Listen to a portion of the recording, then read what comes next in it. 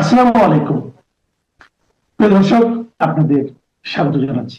আপনারা যেভাবেই দেখেন না কেন, এই যে জুলাই অগাস্টের যে আন্দোলন আমরা দেখেছি, সেই জুলাই অগাস্টের আন্দোলনে যে আন্দোলনের ফলে শেখ হাসিনা সরকারের পতন হয়েছে, তারপর যদি কোনো বিরোধী দল ক্ষমতায় আসার অধিকার রাখে, সেটা কি বিএনপি হওয়া উচিত? বিএনপি হওয়া উচিত যদি বিএনপি দীর্ঘ সময় সংগ্রাম করে থাকে। কিন্তু বিএনপি কি দীর্ঘ সময় সংগ্রাম সঠিকভাবে করেছে? না, করেনি, করতে পারেনি। কারণ বিএনপির যে প্রধান কার্যকারী নেতা, সেটা হওয়ার কথা ছিল তারেক রহমান। কারণ খালেদা জিয়া উনি জেলে ছিলেন, অন্তরীণ ছিলেন, অসুস্থ ছিলেন, আর তারেক রহমান ভাঙা কোমর নিয়ে লন্ডনে ছিল। একটি দল পরিচালনা এইভাবে হয় না, যে দলের এক নেতা উনি অসুস্থ, জেলে, এবং তার ছেলে বিদেশ থেকে দেশে এসে ক্ষমতা নিবেন, এই কারণে তার ছেলের জন্য অপেক্ষা করতে হবে, আর দল ভুগবে, দলের নেতারা সাফার করবে, জুলুমের শিকার হবে, সেটা মেনে নেওয়া যায় না। তাই দলের মতো আচরণ করেনি, দল নেতৃত্ব শূন্য ছিল। আপনারা কম্পেয়ার করেন ভেনেজুয়েলার সাথে। ভেনেজুয়েলার রাষ্ট্রপতিকে প্রেসিডেন্ট ট্রাম্প তুলে নিয়ে গেছেন, কিন্তু এরপর ভাইস প্রেসিডেন্ট ক্ষমতা নিয়েছেন। ওনারা কিন্তু মাদুরো আসবে এর জন্য অপেক্ষা করে বসে থাকেননি। রাষ্ট্র চলতে হবে। রাষ্ট্রপতি চলে গেছেন, মরে গেছেন, হারিয়ে গেছেন, দেশটা থেমে থাকতে পারে না। এটাই গণতন্ত্র। এবং বঙ্গবন্ধু যখন মারা গিয়েছিলেন, এরপর শহীদ রাষ্ট্রপতি জিয়া রহমান বলেছিলেন, so what, we are vice president. ঠিক একইভাবে এটাকে কিন্তু ভুল অনুবাদ করেছিল আওয়ামী লীগ। রাষ্ট্র চলবে রাষ্ট্রের মতো, দল চলবে দলের মতো। নেতা মরেছে, নেতা জেলে গেছে, এর জন্য দল আটকে থাকতে পারে না। এটা হচ্ছে দলের ভেতরকার গণতন্ত্র, এবং দল সেরকমই হওয়া উচিত। অন্যথায় দলের 12টা বাজে। তাই দলকে সবসময় অল্টারনেটিভ নেতা, নেতৃবর্গ তৈরি করতে হয়, যেটা বিএনপি আওয়ামী লীগ দুটো দলই ব্যাপকভাবে বিফল হয়েছে। আমাদের প্রজন্মের কোনো নেতৃত্ব আওয়ামী লীগ বা বিএনপি গড়ে তুলতে পারেনি সঠিক নেতৃত্ব। এই জন্য এই দুটি দলই বিপদে। কারণ এই দুটি দল পরিবার ভিত্তিক, অন্ধের মতো ধরেই নেওয়া হয়েছে। খালেদা জিয়ার পরে তারেকের পর তার মেয়ে, একইভাবে বঙ্গবন্ধুর কন্যা শেখ হাসিনার পর তার ছেলে, মুজিবের পর সজীবের পরে এখন কে জানে কে হয়, টিউলিপ নাকি কে জানে, লন্ডন থেকে এসে নেত্রী হয়ে যায় নাকি। এরকম একটা অপেক্ষা করতে করতে দুটি দল এই ভেতরে ভেতরে শেষ হয়ে গেছে। মেধার চর্চা এভাবে হয় না, দলের মেধার চর্চা এভাবে হয় না। ব্রিলিয়ান্ট মানুষদেরকে দলে ফেরাতে হলে তাদের স্বপ্নকে আটকে রাখা যাবে না। তারা স্বপ্ন দেবে প্রয়োজনে দলের যেন প্রধানমন্ত্রী হতে পারি দেশের, এবং দলের নেতা হতে পারি। যখন আউটস্ট্যান্ডিং ব্রিলিয়ান্টরা সে পথে আটকে যায় বা তাদেরকে আটকে দেয়া হয় পরিবারের স্বার্থে, সিন্ডিকেটের স্বার্থে, তখন একসময় দলের 12টা বাজে, যেটা আওয়ামী লীগ বিএনপির বেজে গেছে। সেটা থেকে সজীবজের জয় বের হয়ে আসবে বলে একটি ইঙ্গিত দিয়েছে আওয়ামী লীগের ব্যাপারে। দেখা যাক। তাই আমি ব্যক্তিগতভাবে মুক্তি চাই, এই পরিবারতান্ত্রিক রাজনীতি থেকে মুক্তি চাই। মেধার বিকাশ প্রকৃতভাবে হোক।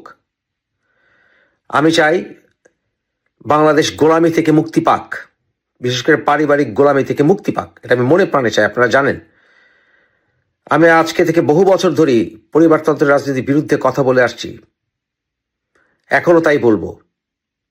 আমি বলেছি 35টি পরিবার এই বাংলাকে 2000 বছর গোলাম বানিয়ে রেখেছে। পৃথিবীর কোনো ভূখণ্ডকে এভাবে গোলাম বানিয়ে রাখেনি। গণতন্ত্রের নামে আমাদের দেশে চলছে সিলেক্টেড মোনার্কিজম বা নির্বাচিত রাজতন্ত্র। এটা মেনে নেওয়া যায় না। সিন্ডিকেটে আটকে গেছে, পরিবার তাদের সিন্ডিকেটে আটকে গেছে দুটি দল। এই সিন্ডিকেট, পারিবারিক সিন্ডিকেট সকল পর্যায়ে ভাইরাসের মতো ছড়িয়ে গেছে। সেটা মেয়র নির্বাচন হোক, এমপি নির্বাচন হোক, মন্ত্রী নির্বাচন হোক, সকল ক্ষেত্রে পারিবারিক ভাইরাস ছড়িয়ে গেছে। আমরা তাই এই পারিবারিক সিন্ডিকেট থেকে মুক্তি চাই। যদি কোনো রাজনৈতিক শক্তি আসে, সেটা জামাত হোক, যদি জামাত বাংলাদেশে কঠোর শরিয়া আইন কায়েম করতে চায়, আন্দোলন করব আমরা আবার। কিন্তু সেই আন্দোলনে আবার মেধার বিকাশ ঘটবে। মেধার বিকাশকে আটকে রাখা যাবে না, পরিস্থিতি তো হতেই থাকবে। কিন্তু আমরা আবার দেখতে পাচ্ছি একজন লোক ইংল্যান্ড থেকে এসে উড়ে এসে জুড়ে বসে বাবার শুক্রাণুতে জন্ম হয়েছে বলে সে প্রধানমন্ত্রী হয়ে যাবে, যে বাংলাদেশ সম্বন্ধে কিছুই জানে না, কুমিল্লায় গিয়ে ইপিজেড করতে চায়, যেখানে ইপিজেড 2000 সাল থেকেই আছে, যে কিনা পারিবারিক ফ্যামিলি কার্ড করতে চায়, সেটাও শেখ হাসিনা প্রচলন করে গিয়েছিলেন, যার কিনা সাহসের পরিচয় কখনো পায়নি, যার কিনা পড়াশোনা নেই। তাই আমাদের বাংলাদেশের প্রকৃত মুক্তি আনতে হলে সামনে এগুতে হবে, এমনকি আমাদের প্রজন্মের সঠিক নেতৃত্ব বেরিয়ে আসতে হবে। একেবারে চ্যাংরাদেরকেও দেওয়া যাবে না, একেবারে ঘাটের মোনা বুড়া 80-70-80 এদেরকেও দেওয়া যাবে না। আমাদের প্রজন্মকে বেরিয়ে আসতে হবে, এবং আমরা বেরিয়ে আসতে পারবো না যদি না এই পরিবারতন্ত্র থেকে আমরা দেশকে, দলকে মুক্ত করতে না পারি। তারেক রহমানের সমালোচনা করি মানেই বিএনপির বিরোধিতা করি, এটা কেন হবে? শেখ হাসিনার পরিবারের সমালোচনা করলে আওয়ামী লীগের বিরোধিতা কেন করা হবে? এই যে ব্রেইন ওয়াশ হয়ে গেছে সমাজ, এ থেকে মুক্তি চাই। বাংলাদেশে প্রকৃত মুক্তি আসতে হলে সর্বপ্রথম, সবচেয়ে ইম্পর্টেন্ট, রাজনীতি করার, সুষ্ঠু রাজনীতি করার পথ সুগম করতে হবে। হাবটের সকল ইস্যুকে সমর্থন করি না, দুই একটা ইস্যু নিয়ে আমার অত্যুক্তি আছে, বাট ওভারঅল তারপরেও এই নির্বাচনে আমি হা ভোটকে সমর্থন করব। আপনারা হা ভোট দেবেন যদি নির্বাচন হয়। পারিবারিক গোলামি থেকে মুক্তি চাই, এই সিন্ডিকেট থেকে মুক্তি চাই। সর্বপ্রথম দলগুলোতে গণতন্ত্র ফিরে আসুক। আপনারা যখন এই ভিডিও দেখবেন, সেই সময় শেখ হাসিনার ওই সংবাদ সম্মেলন শেষ হয়ে গিয়েছে। এখন যতক্ষণ না ওটা সংবাদ সম্মেলন শেষ হচ্ছে, ততক্ষণ পর্যন্ত আমি তো কোনো রকম খবর দিতে পারবো না আপনাদের। সংবাদ সম্মেলন শেষ হয়ে যাওয়ার পর আমি 2-4 জনকে বলে রেখে দিয়েছি, তারা ওই ভিডিওটা আমাকে করে পাঠানোর চেষ্টা করবেন যদি সম্ভব হয়। তাহলে পরে আমি রাত্রিবেলা আপনাদের ওই ভিডিওটি দিয়ে একটি ছোট ভিডিও করে দেবো। কারণ আপনারা অনেকেই লিখেছেন এবং ফোন করছেন যে আমরা তো কিছুই জানতে পারবো না, তো আপনি যদি আমাদের সাহায্য করেন। আমি আমার সাধ্যমতো চেষ্টা করব, জানি না কতটা পারবো কতটা পারবো না। এখন আর একটাও বড় খবর আছে, সেটা হচ্ছে গতকাল রাত্রিবেলা আপনাদের আমেরিকার রাষ্ট্রদূত বেন ক্রিস্টেনসেন, তিনি যমুনায় গিয়ে খলিলুর রহমান এবং ইউনূসের সঙ্গে সাক্ষাৎ করেছেন। খলিলুর রহমানের সঙ্গে সাক্ষাৎ করার পর ইউনূসের সঙ্গে গিয়ে সাক্ষাৎ করেছেন, এবং যাকে বলে ধোবি কাঁচা বলে না, ইউনূসকে ধোবি কাঁচা করেছে। তার থেকে বড় গুরুত্বপূর্ণ একটা ব্যাপার হলো যে গতবার যে কূটনীতিকদের সামনে উনি অভদ্রতাটা করেছিলেন, বিস্কুট মেঝের মধ্যে ছুঁড়ে ফেলে, সেই অভদ্রতা কিন্তু মার্কিন যুক্তরাষ্ট্র ভালো চোখে দেখেনি।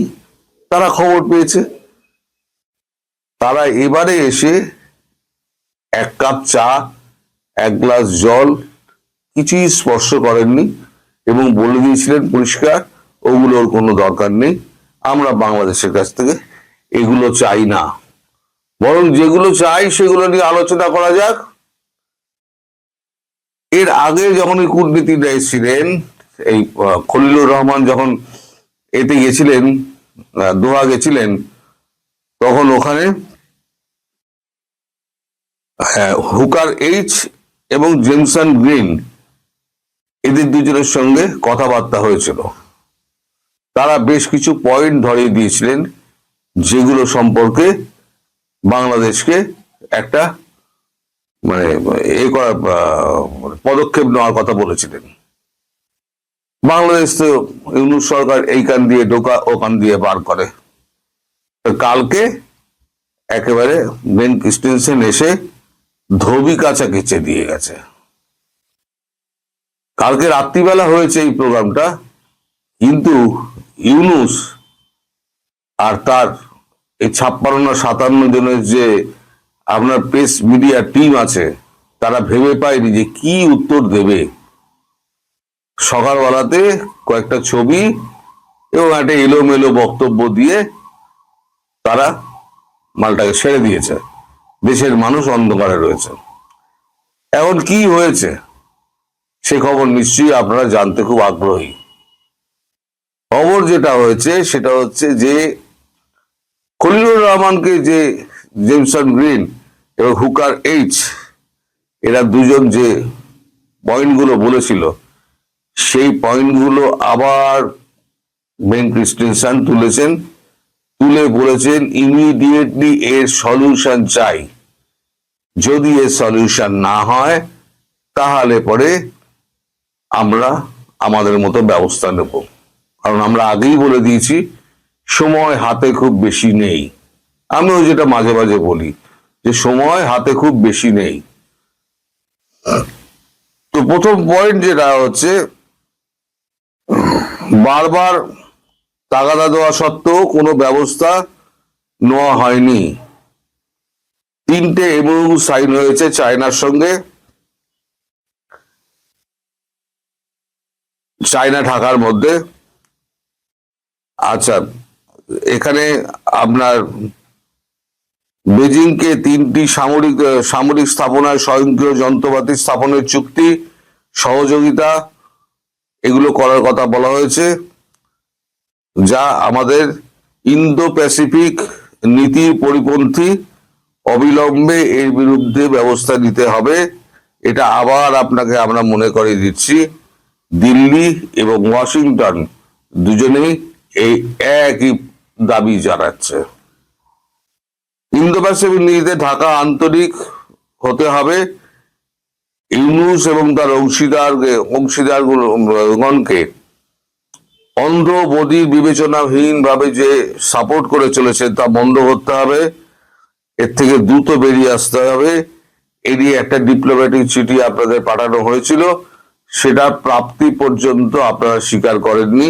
এটা অত্যন্ত দুর্ভাগ্যজনক। সেই সময় বলেছিল আমরা ডিপ্লোম্যাটিক চিঠি পাঠাবো, সেই চিঠিটা পৌঁছেছে, কিন্তু ঢাকার পক্ষ থেকে ডক্টর ইউনূস তিনি কানে দিয়েছেন তুলো আর চোখে বেঁধেছি কুলো, তিনি কোন রকম উচ্চ বাচ্চা করেননি।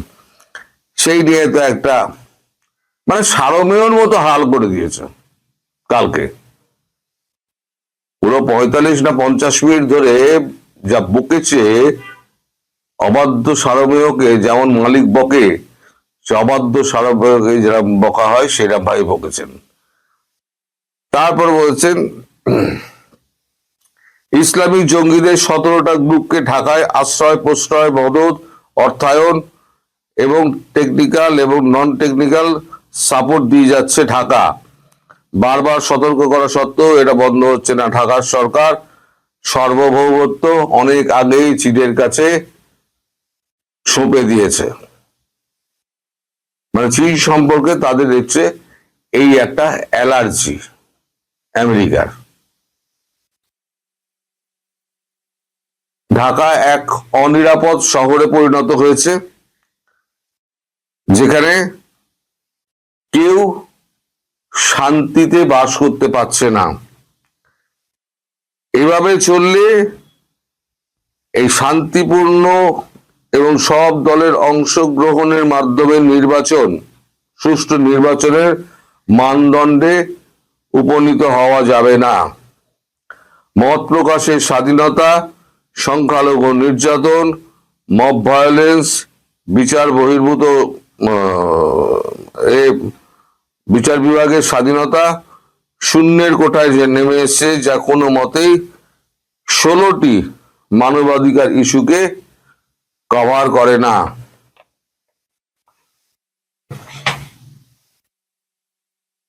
ভারত এবং মার্কিন যুক্তরাষ্ট্র এই অবস্থায় দর্শকের ভূমিকায় থাকতে পারে না। অবিলম্বে ব্যবস্থা নিন, সময় খুব খারাপ আসছে এবং কঠিনতর সময় আসছে।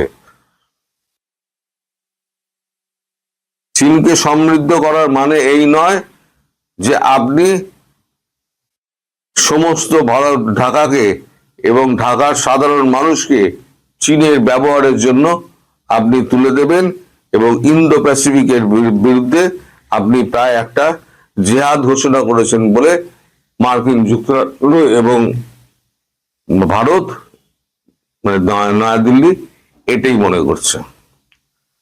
এগুলো দিয়ে হুঙ্কার টুঙ্কার দিয়েছেন, এক কাপ চাও খাননি, এক কাপ জলও খাননি। তা এই যে সমস্ত ধোবি গাছা হলো, ধোবি মানে ধোপা যেভাবে পাটে গাছে সেভাবে ইউনুসে কাঁচা হলো, তার এই 57 জন যে আপনার প্রেস উইং এ রয়েছে তারা এবং শফিকুর সারা রাত ধরে চিন্তা করেছে যে আমরা কি বলতে পারি। এদিকে সবাই তাগাদা দিচ্ছে কি হলো, আপনার সঙ্গে ব্রেন এক্সটেনশনের মিটিং, কোনো কথা নেই, চুপচাপ। এদিকে এই মিটিং যখন শেষ হয়েছে তখনই চীনের রাষ্ট্রদূত তিনি আবার একটা হুঙ্কার দিয়েছেন যে ঢাকা এবং চীনের মধ্যে যে সম্পর্ক স্থাপন হচ্ছে সেই সম্পর্কে ওয়াশিংটন কখনো নাক গলাতে পারে না, আমরা তাদেরকে সাবধান করছি। মধ্যখানে পদপিষ্ট হবে কিন্তু এই ইউনুস, ওর আমও যাবে, ওর ছালাও যাবে। ভারতও কেলাবে, মারবে, আমেরিকাও মারবে, চীনও মারবে, 3 জনের মারবে। আর ওদিকে মায়ানমার তো বসেই আছে, দেখুন যে কোনো দিন হয়তো টুপটাপ পড়তে পারে, যে কোনো দিন। কারণ ভারত বলে দিয়েছিল ভাই 2 দিন দাঁড়া, আমরা আমাদের লোকজন সরিয়ে নিচ্ছি, তারপর তোরা যা পারিস করিস। বলেছে না, যুদ্ধরা যদি অন্য লোকে অন্যের মাটিতে করে তাহলে তার থেকে সুবিধা আর কিছু হতে পারে না। তো এই টোটাল ব্যাপারটা যেটা হয়েছে, তারপরে ইউনুস খুব ঘাবড়ে গিয়েছেন। ঘাবড়ে যাওয়া ইউনুস তখন ওই আজকে সকালবেলা তার একটা ওই ম্যারাথন দৌড়ের একটা উদ্বোধনী অনুষ্ঠান ছিল, যমুনা থেকে সামান্য দূরে শুনেছি। তিনি যাননি, বলেছেন আমার শরীর খারাপ, আমি যেতে পারবো না। মন মেজাজ তিরিক্কি হয়ে রয়েছে, তিনি বুঝতে পারছেন না আঘাতটা কোন দিক দিয়ে আসবে। তার উপরে আজকে আবার শেখ হাসিনার এই প্রেস কনফারেন্স, সেখানে যে তিনি কি হুঙ্কার দেবেন সেটাতে কাঁটা হয়ে রয়েছে ইউনুস গং, যে এটাকে কি করে মোকাবিলা করা যায়। কারণ ভারত এবং মার্কিন যুক্তরাষ্ট্র দুজনেই প্রবল শক্তিতে শেখ হাসিনার পাশে রয়েছে, সঙ্গে রয়েছে রাশিয়া এবং চীন। এতগুলো শক্তির সঙ্গে এই ক্ষুদ্র একটা দেশ বাংলাদেশ, তারা নিজে মুখে যতই তরবর করুক না কেন, তারা তো নিজেরা জানে যারা পরনির্ভরশীল একটা দেশ, খাদ্য না পাঠালে পরে খেতে পারবে না, বিদ্যুৎ না পাঠালে পরে বিদ্যুৎ ব্যবহার করতে পারবে না। তো তারা এখন কি করবে সেই নিয়ে এখন খুব চিন্তার মধ্যে রয়েছে ডক্টর ইউনুস। ফলে ডক্টর ইউনুস এখন কোণঠাসা অবস্থায় যমুনাতে এক কোণে বসে আছেন এবং থরহরি কাঁপছেন যে আজকে শেখ হাসিনা কি বলবেন এবং তার প্রতি কি কি তোপ দাগবেন। কি কি তোপ ডাকবেন তা তো মোটামুটি আমি একটা আউটলাইন তো গতকালকে বলে দিয়েছি, তা দেখবেন সেই অনুযায়ী কথাটা হবে। আর আমি চেষ্টা করছি ওই ভিডিওটা পুরোটা আপনাদেরকে দেওয়ার জন্য। আমি সবাইকে বলে রেখে দিয়েছি, আমার হাতে যেই মুহূর্তে আসবে আপনারা আমার চ্যানেলের দিকে লক্ষ্য রাখবেন, যে মুহূর্তে আসবে আমি সেই মুহূর্তে আপনাদের ওখানে আপলোড করে দেবো।